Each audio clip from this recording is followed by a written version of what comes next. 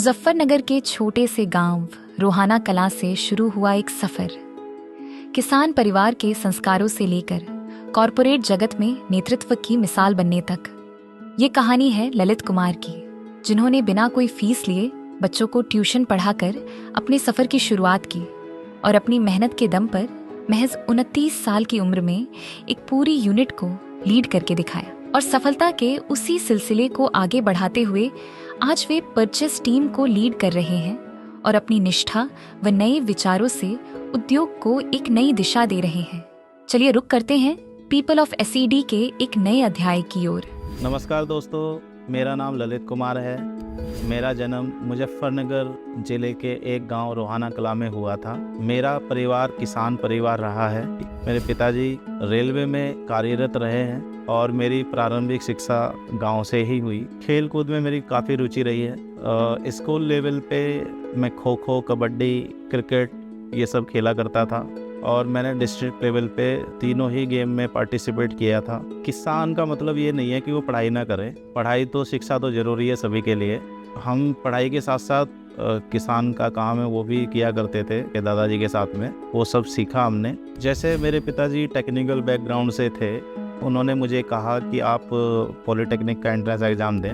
First attempt में ही selection हो गया। मैंने गांधी पॉलिटेक्निक को ज्वाइन किया। मुझे ट्यूशन पढ़ाने का बड़ा शौक, तो मैं बच्चों को ट्यूशन पढ़ाता था और मैं कोई चार्ज नहीं करता। स्टार्टिंग में मैं आर्मी में जाना चाहता था। मैंने एयरफोर्स के भी 2 बार एग्ज़ाम दिए, जिसमें से एक बार मैंने लिखित परीक्षा पास भी की। बट एयर इंडिया में मैंने लिखित परीक्षा के साथ साथ मेरा जो इंटरव्यू सेक्शन है वो भी क्लियर हुआ और हम 300 लोगों को कॉल आई।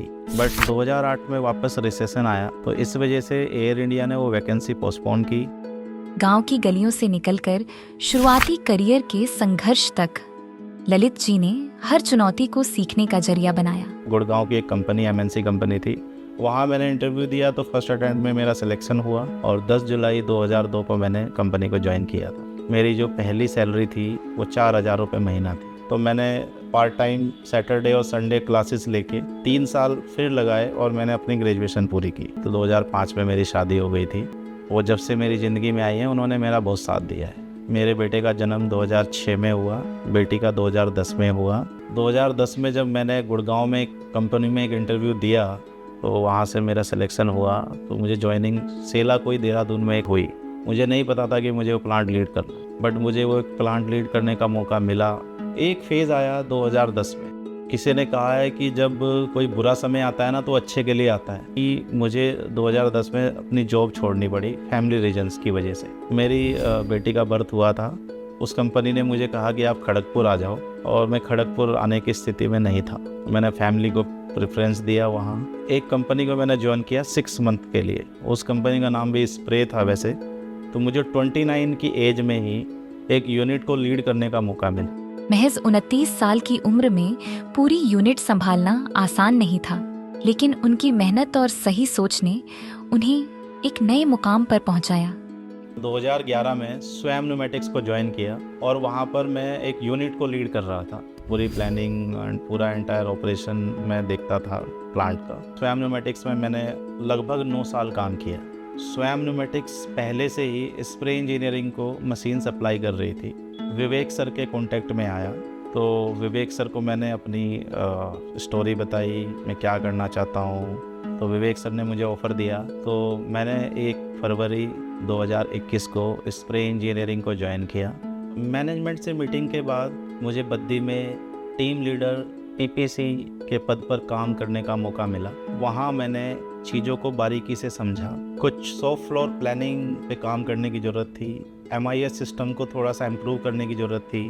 तो हमने सॉफ्ट फ्लोर को छोटे छोटे हिस्सों में डिवाइड किया। टीम की हमारे पास कोई कमी नहीं थी। हमने सबसे पहले वहाँ पर GET कॉन्सेप्ट को अच्छे से अप्लाई किया और सबकी हमने ओनरशिप सेट करी। और छोटी छोटी ओनरशिप से क्या हुआ कि MIS system, documentation system, reporting system हमारा इम्प्रूव हुआ। हमारे पास एक ERP था। तो उसी टाइम विवर सर जो है उन्होंने भी कंपनी को ज्वाइन किया था। तो उन्होंने एक US सॉफ्टवेयर एपिकोर को इंट्रोड्यूस कराया। पूरी एपिकोर की टीम ने हमें ट्रेंड किया 1 अक्टूबर 2021 से वो इम्प्लीमेंट हुआ, जिसमें मैंने बद्दी में उस टीम को लीड किया और वहाँ पर संतोष सर से मैंने बहुत सारे स्किल्स सीखी। शॉप फ्लोर मैनेजमेंट आसान काम नहीं है। ओनरशिप हमें हर एक सेक्शन में सेट करनी पड़ेगी और हमें बैलेंसिंग डे और नाइट को करना पड़ेगा। जो मशीन्स, जो आपके एसेट्स दिन में हैं वही रात में है। आप 50-50 नहीं कर सकते, तो 60% दिन में और 40% नाइट में करना चाहिए। इसी नेतृत्व क्षमता ने साबित कर दिया कि जिम्मेदारी उम्र से नहीं, काबिलियत से मिलती है। शॉप फ्लोर मैनेजमेंट को एक नए स्तर पर पहुंचाने और कई बड़ी उपलब्धियों के बाद उनकी जिंदगी में एक ऐसा मोड़ आया जहां एक तरफ बढ़ता करियर था तो दूसरी तरफ दिल्ली में पढ़ रहे बच्चों और परिवार की जिम्मेदारी। 2023 में और मैंने कंपनी में रिजाइन कर दी। तो सर ने कहा कि आप क्यों छोड़ना चाहते हो, फैमिली इश्यूज़ हैं, आपसे कुछ छुपे हैं नहीं। मेरे दोनों बच्चे वहीं पढ़ रहे थे, तो मेरे ऊपर एक दबाव था फैमिली का। मेरी फैमिली चाहती है कि मैं दिल्ली एनसीआर में आऊँ। तो विवेक सर ने मुझे कहा कि आप दिल्ली जाओ।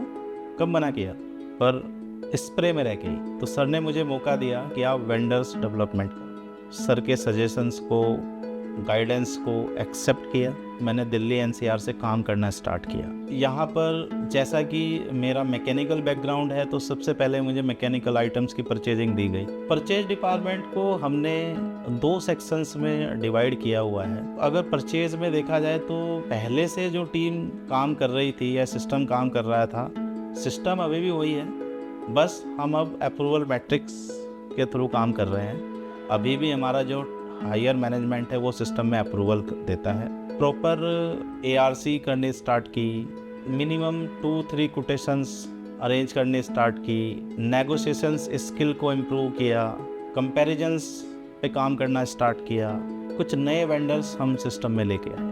तो इससे हमारा कंपटीशन बढ़ा और कंपनी को फाइनेंशियली बेनिफिट हुआ। AI टूल से हमारा काम काफ़ी ईजी हो गया है।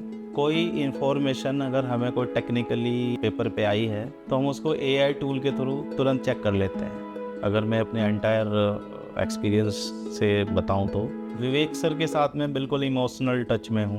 सर एक बात और बोलते हैं कि मेरे एम्प्लॉइज़ की प्रॉब्लम छोटी छोटी हैं, कंपनी की प्रॉब्लम बड़ी बड़ी है। और छोटी छोटी प्रॉब्लम कंपनी दूर करेगी, लेकिन बड़ी बड़ी प्रॉब्लम मिल के दूर की जाती है। जो हमारी यूथ है वो कम्युनिकेशन में बहुत स्ट्रॉन्ग है और उनसे आप डरा के कोई काम नहीं करा सकते।